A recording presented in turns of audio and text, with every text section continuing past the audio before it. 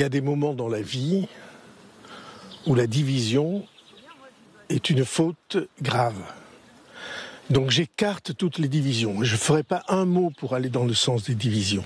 Il y a 3 choix politiques qui sont proposés aux Français. Il y a un choix d'extrême droite avec tous les risques que ça représente.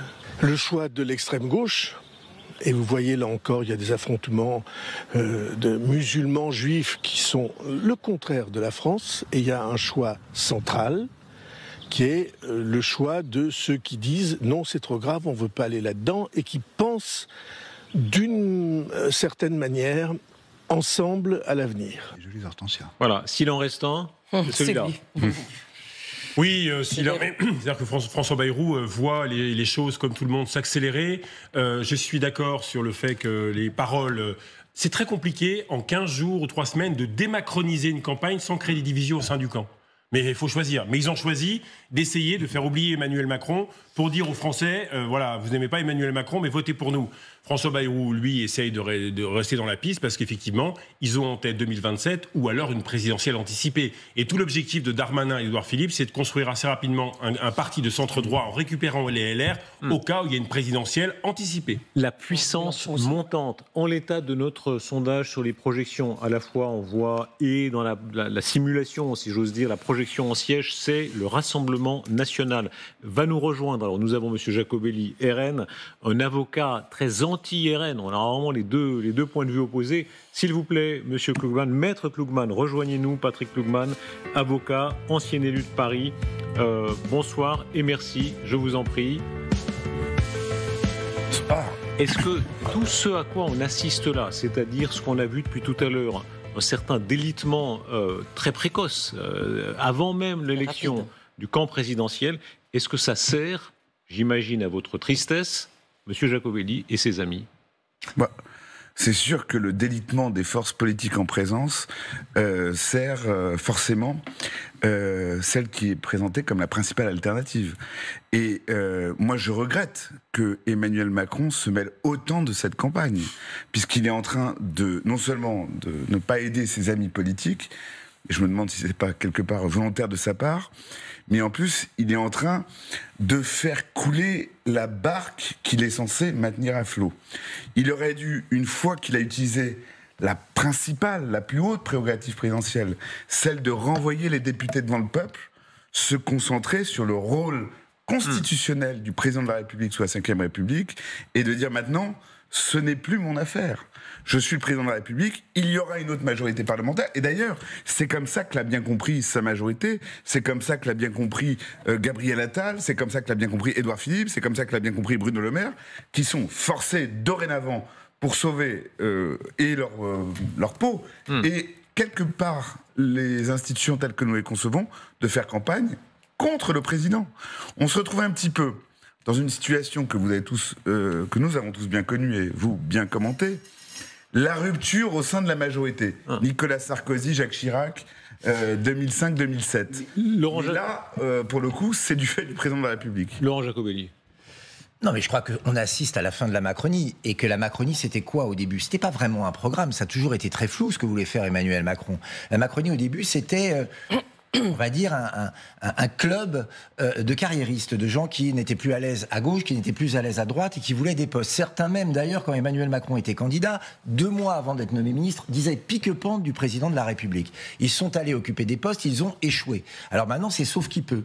Ils ne veulent pas être co-responsables de l'échec, ils veulent mettre toute la faute sur Emmanuel Macron et, excusez-moi l'expression, se refaire la cerise. Je crois que les Français ne sont pas dupes de ça. Ils veulent un vrai changement de politique. Ils ne veulent plus de la politique d'Emmanuel Macron, mais ni incarnée par Emmanuel Macron, ni par un autre clone, qu'il s'appelle Édouard Philippe, M. Darmanin ou M. Bayrou. Ils veulent aujourd'hui une vraie rupture. Ils en ont marre de la baisse du pouvoir d'achat, ils veulent vivre en sécurité, ils veulent arrêter cette immigration qui les met en danger. Et la seule incarnation de cela, c'est effectivement le Rassemblement national avec Marine Le Pen et Jordan Bardella. C'est pas ceux qui nous ont mis dans cette situation. Guillaume. Et donc, plutôt que de s'accrocher à des postes, plutôt que de relancer sa carrière, plutôt que de relancer des mouvements qui n'existent plus, il ferait mieux d'écouter le peuple. Oui, d'abord, moi, sur le fond, je ne crois pas trop à un Emmanuel Macron qui deviendrait du jour au lendemain un arbitre. De Nicolas Sarkozy, un homme qu'il connaissait bien, Patrick Buisson, disait « On a rarement vu des tigres devenir végétariens ». Et donc, Emmanuel Macron a tellement aimé s'occuper de tout. Et les gens qui sont avec lui disent que la moindre virgule d'un texte, la nomination pour une médaille du mérite, un haut fonctionnaire, il tergiverse pendant des semaines parce qu'il veut peser le pour, le contre. Moi, je pense qu'il n'accepterait jamais d'être en retrait. Et ça n'est pas l'esprit de la Ve République. Regardez François Mitterrand, quand il y a eu cohabitation, il s'est tenu en retrait pendant 15 jours, puis après, il a recommencé à être offensif. Après, sur le macronisme lui-même, je trouve que Laurent Jacobelli est sévère quand il dit qu'il n'y a pas de programme. Il y a un programme qui tenait dans un mot, qui est un beau mot d'ailleurs, qui était le mot d'émancipation. C'est-à-dire l'idée, c'était le libéralisme dans toutes ses formes, c'est-à-dire le fait que l'individu doit avoir le plus de liberté possible, doit avoir tous les futurs possibles, et tout ça a été relativement cohérent. Moi, je trouvais c'était pro-business pour qu'on puisse s'enrichir. Il fallait la libre circulation des personnes, des frontières. Là-dessus, il y a de la réussite. Sauf que c'était au prix d'une forme de déstructuration de la société, et c'est pour ça que le choix, il est presque civilisationnel, c'est-à-dire, qu'est-ce qu'on veut ? Est-ce qu'on veut une société individualiste demain, ou est-ce qu'on veut une société qui rompt avec le capitalisme, ou une société est-ce que vous ne sous-estimez pas un peu Emmanuel Macron ? Il a été réélu 2 fois, avec une habileté incontestable. Il a 3 ans devant lui. Il a les moyens considérables que donne la Ve République, même si en cohabitation c'est beaucoup limité. Est-ce qu'on n'est pas en train de le sous-estimer ? Il est là, c'est le sens de sa tribune. Il dit bien, j'y suis, et je suis protégé par les institutions. Je crois que c'est pas une question de sous-estimer ou pas sous-estimer. C'est une question de voir ce qu'il va sortir des urnes. Est-ce qu'il y a une majorité absolue pour le RN ? Est-ce qu'il y a une majorité qui puisse diriger, soutenir un budget ?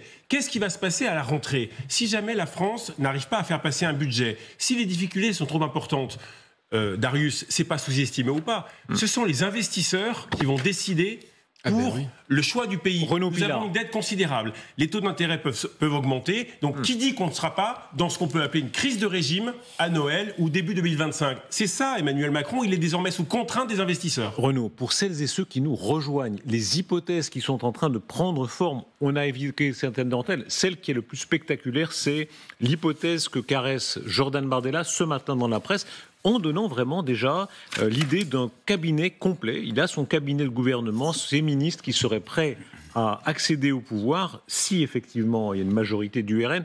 Lisons les déclarations peut-être de Jordan Bardella, de quelle façon il annonce en quelque sorte. C'est une pratique assez inédite dans la Ve République. Tout est déjà prêt, j'ai mon gouvernement en tête, certaines des personnalités concernées ont été avisées. Ma volonté est de former un gouvernement d'union nationale resserré dans son organisation. Il y aura quelques ministres importants soutenus par des secrétaires d'État et des ministres délégués de mission. Est-ce que vous y voyez déjà Monsieur Jacobelli? Je crois que c'est pas la question. Ah là, si, il le dit. Oui, non mais d'accord, mais vous retenez la première partie de la phrase. Moi, ce que je retiens dans la citation, c'est un gouvernement d'union nationale. C'est-à-dire que ces gouvernements qui ne gouvernent que pour quelques-uns, pour le peuple de gauche ou le peuple de droite, on en a trop souffert. Ce qu'il faut aujourd'hui, c'est avoir les meilleurs au meilleur avec poste. Avec qui Quand on dit union nationale, ça veut dire avec qui? Ça veut dire avec les LR, avec qui nous avons un accord, mais ça peut être aussi des personnalités de gauche qui ont prouvé, parce qu'ils ont déjà été ministres, qu'ils avaient le sens de la nation, le sens de l'intérêt général, et qui peuvent travailler avec. Mais bien sûr, une fois encore, c'est à Jordan Bardella de vous le dire, mais une fois encore, ce vieux clivage droite-gauche qui nous a amenés dans la situation dans laquelle nous sommes aujourd'hui a vécu. Aujourd'hui, il y a plusieurs visions du monde. Elles sont toutes respectables, mais elles sont différentes. Nous avons une division. Je termine juste la phrase.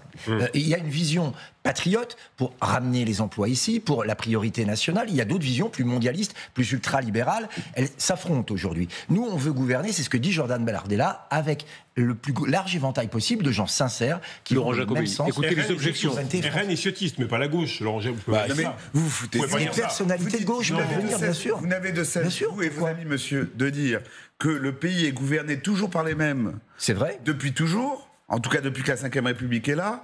Et là, vous dites, finalement, on va reprendre les mêmes, on va recommencer. Je crois que vous avez mal entendu ce que j'ai dit, ou alors je me suis mal exprimé, ce qui peut arriver aussi. Non, mais c'est intéressant. Je vous dis que le gouvernement de Jordan Bardella, et c'est lui qui le dit, ne sera pas 100% RN encarté. Voilà. Il y a des gens bien, des gens compétents, aussi en dehors du RN. Il y en a beaucoup au RN, mais il y en a aussi ailleurs. On veut représenter... De vous rejoindre ou que des gens de gauche l'acceptent. On veut représenter tous les Français. Aujourd'hui, notre pays est dans un état d'urgence. Non, mais toutes les bonnes volontés doivent être Laurent Jacobelli, mobilisées. vous voyez bien qu'il y a un scepticisme quand vous dites, OK, RN, bien sûr, des LR qui sont déjà passés dans votre camp, Ah non, bien des sûr, LFI. mais qui d'autres? Sur les LFI, il y a une logique économique qui est évidente. C'est-à-dire qu'il y a quand même une convergence économique entre LFI et le RN. Mais il n'y a pas des sur LFI. les retraites, Étienne, il n'y a Non, pas non, de LFI on va qui être vont clair. entrer dans un gouvernement RN. Il y aurait une logique, en tout cas, ce qui est des gens de LFI Non, qui vont d'abord, rejoindre. vous D'un point de vue économique, vous caricaturez un peu. Étienne joue un peu, il a raison. Je vais vous répondre. Des noms pour Mais pas les que les noms, Français qui nous Vous les regardent. C'est à accepteriez? Jordan Bardella de vous les donner. Non, c'est du bluff. Non, c'est pas du bluff. C'est du Ils bluff. sont pro-russes comme vous. Je vais vous répondre. Il y a beaucoup de questions. Je veux bien répondre et je veux bien vous donner des éclaircissements. Alors, attendez, mais qu'on soit précis.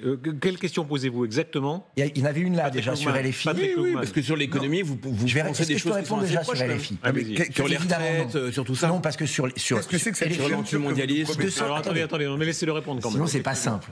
250 milliards d'impôts supplémentaires annoncés, pour nous, c'est non. Ça, c'est LFI. Un SMIC imposé alors que les artisans ne pourront pas suivre à 1 600 € par mois, pour nous, c'est non. L'indexation des salaires sur l'inflation, c'est impossible pour un certain nombre d'entreprises. Donc, il y a des mesures complètement irréalistes chez LFI dans lesquelles nous ne pouvons pas nous reconnaître. Parce que les retraites, ça parce que clairement, nous voulons une économie fiable, sûre et prospère qui bénéficie aussi aux salariés. Sur les Russes, moi, je veux bien de cette vieille antienne. On a été très clair depuis le début. On a très bien dit que nous soutenions Vous avez l'Ukraine. changé d'avis, ou que vous la clarifiez. Non, Mais depuis- on a été très clair depuis le début. Mais si, depuis l'invasion de l'Ukraine par la Russie, nous avons toujours Vous été voulez qu'on clairs. prenne vos votes Alors, je vais au vous le Parlement redire. européen Je vais vous le redire. Ouais. L'Ukraine a été envahie. Elle a été agressée. Il y a un agresseur qui s'appelle la Russie. Nous devons aider l'Ukraine Oui, à s'en on va sortir. prendre les votes au Parlement pour que européen, l'Ukraine, Monsieur Bardella pour que l'Ukraine puisse retrouver ses frontières d'avant et sa souveraineté. Nous avons par contre des limites qui ne sont peut-être pas les vôtres. C'est l'envoi de troupes effectivement françaises pour aller faire la guerre à la Russie, parce que nous ne voulons pas être co-belligérants, et d'envoyer du matériel qui ne serait pas simplement du matériel défensif, mais du matériel destiné à attaquer la Russie. Tout matériel Les défensif est votes de offensif. M. Bardella au Parlement européen ne sont pas la position que vous venez d'indiquer. Vous comprenez qu'on n'y comprend rien. Bah, vous ne comprenez Vous avez des convictions, mais vous n'en avez pas. Vous ne comprenez Vous n'en avez peut-être pas. aucune. Mais Au moment je viens de vous êtes exprimer. si proche du pouvoir, vous reniez tout, vous lâchez tout. Vous êtes super caricatural en tout cas. Mais c'est pas grave, En ça tout cas, permet. vous êtes super pas clair. Bah si, j'ai été très clair. Ça correspond peut-être pas à ce que vous voulez entendre, mais en tout cas, c'est ce que nous pensons. Laurent